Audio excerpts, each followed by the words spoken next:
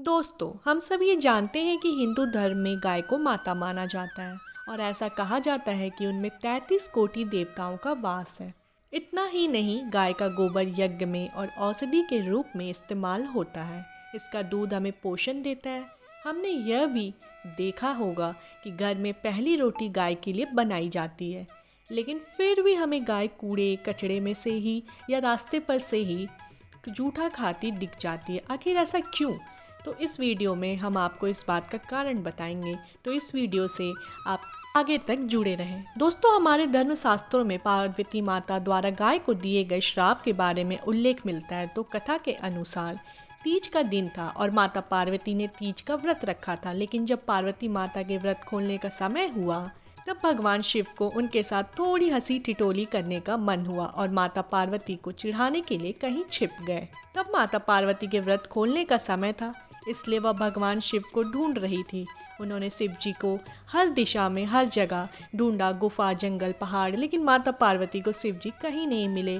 अंत में थक हार कर माता पार्वती एक खाली मैदान में बैठ गई और शिव जी के आने का इंतजार करने लगी। समय बीतता गया लेकिन भोलेनाथ नहीं आए। फिर माता पार्वती सोचा कि भगवान शिव को समग्र सृष्टि के नाथ है, उन्हें कहाँ क्या हो रहा है सब पता होता है और ऐसे में वह पार्वती माँ को पूजा करते हुए जरूर देख लेंगे और अपने आप भी प्रकट हो जाएंगे। यही सोचकर माता पार्वती ने एक मिट्टी का शिवलिंग बनाया।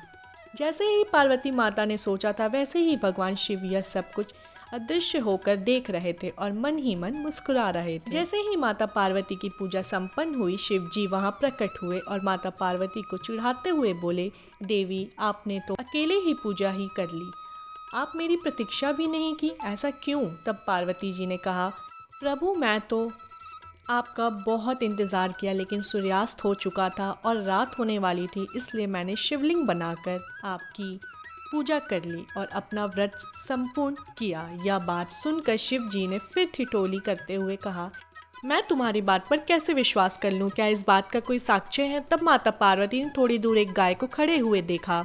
माता पार्वती ने कहा, यह गाय मेरी पूजा की साक्षी है, आप इन्हीं से पूछ लीजिए। लेकिन वह गाय भी भोलेनाथ की यह हंसी ठिठोली के बारे में जानती थी, जिसकी वजह से जब शिव जी ने उन्हें माता पार्वती की पूजा के बारे में पूछा, तब गाय ने ना में सर हिलाया और शिव जी ने हंसते हुए उनसे कहा कि वह बस उनसे थोड़ी हंसी ठिठोली कर रहे थे और वह सच जानते हैं। लेकिन अपने पति के सामने झूठा कहलाने का कलंक माता पार्वती को सहन ना हुआ और उन्होंने गाय को श्राप देते हुए कहा, जिस तरह आज तूने झूठ बोला है, उसी तरह अब तुझे जूठन ही खानी होगी।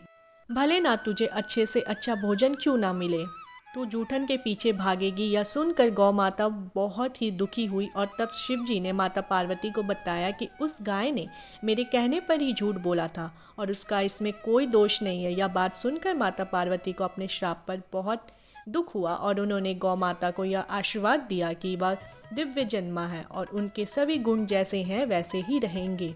लेकिन उनका दिया गया श्राप अब नहीं टल सकता। इस कहानी से हमें यह सीख मिलती है कि असत्य बोलने का कितना बड़ा दुष्परिणाम हो सकता है। आप चाहे कितने बड़े गुणवान हो, असत्य बोलने का परिणाम तो हमें कभी ना कभी मिलता ही है। अगर आपको वीडियो अच्छा लगा हो तो लाइक, कमेंट और शेयर करना बिल्कुल ना भूलें। फिर मिलते हैं एक नए वीडियो के साथ, तब तक के लिए बाय बाय।